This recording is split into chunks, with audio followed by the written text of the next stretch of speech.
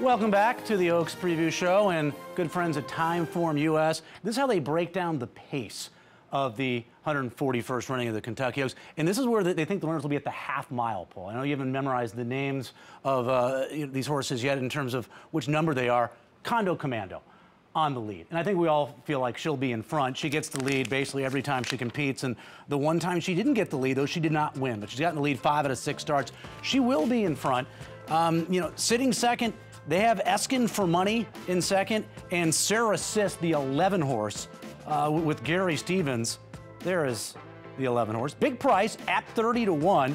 Stellar Wind, a runner that comes from pretty far off the pace. They have fairly far back early on this race, and Bird at the Wire a little bit in front of Stellar Wind, your morning line favorite. You see Stellar Wind, they have way back here, going to make that big run. I think she'll be a little bit closer up, because her big win in her last start in the Santa Anita Oaks, the pace was so hot early on. Here's where I disagree with Timeform. They do a great job with this.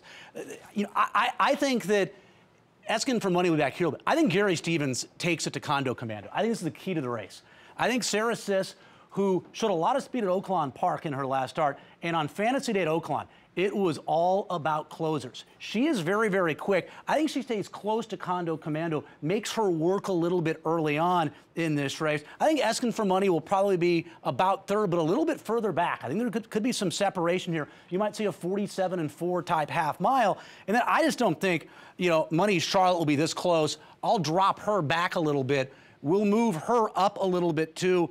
This will be I'm a Chatterbox. I think she'll get a good trip. And the horse that I like a little bit, Puka, I think she's going to be a little bit closer up, too. Probably right in there. She chased Condo Commando in her last start in New York. I think she'll be a little bit closer, more mid-pack. I do agree, Stellar Wind far back. And include Betty, folks. She's going to be so far out of it. Timeform couldn't put her on the screen. There is no 3 horse. She's gonna be somewhere back here. Include Betty, your winner of the Grade 3 Fantasy, is running in this race. She is not scratched. She didn't make the Timeform pace projector. But yeah, Condo Commando on the lead. The only thing I disagree with, Stevens takes it to the 5 at a big price early on. But Timeform, they do a tremendous job. You can get TimeformUS PPs every track, every day. Visit the TVG handicapping store to download past performances. TimeformUS. Wager on that track, and we'll also reimburse your purchase. Visit tvg.com for details.